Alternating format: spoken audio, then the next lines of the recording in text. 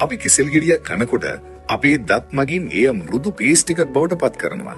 ඒ සමගම කෙළවල තියෙන එන්සයිම එහි ඇති සීනි සහ තන්තු බිඳ හෙලීම ආරම්භ කරනවා. මේ මෘදු ආහාරය ඉතා පහසුවෙන් අපේ අන්න ස්ටෝපයේ දිගේ පහළට ගමන් කරනවා. ඇත්තටම එය ආමාශයට යාමටත් පෙරම ජීර්ණය වීමට පටන් ගන්නවා. ආමාශයට ළඟා වූ සැනින් ප්‍රබල අම්ල මගින් එය තවත් දිය කරනවා.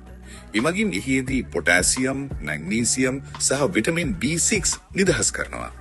දැන් මේ කිසල් ගෙඩිය කයින් කියන පෝෂ්‍ය පදාර්ථ බහුල දියරයක් බවට පත් වෙනවා. මේ අපේ ශරීරයට ඉතාම වේගයෙන් උරා ගන්නවා.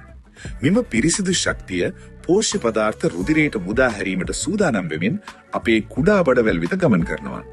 එහිදී පොටෑසියම්, විටමින් සහ ප්‍රතිඔක්සිකාරක ඉතා ඉක්මනින් රුධිරයට එකතු වෙනවා. පොටෑසියම් අපේ හෘදයට සහ මාංශ පේශී වලට ශක්තිය දෙනවා. තන්තු ජීර්ණ ක්‍රියාවලිය පහසු කරනවා.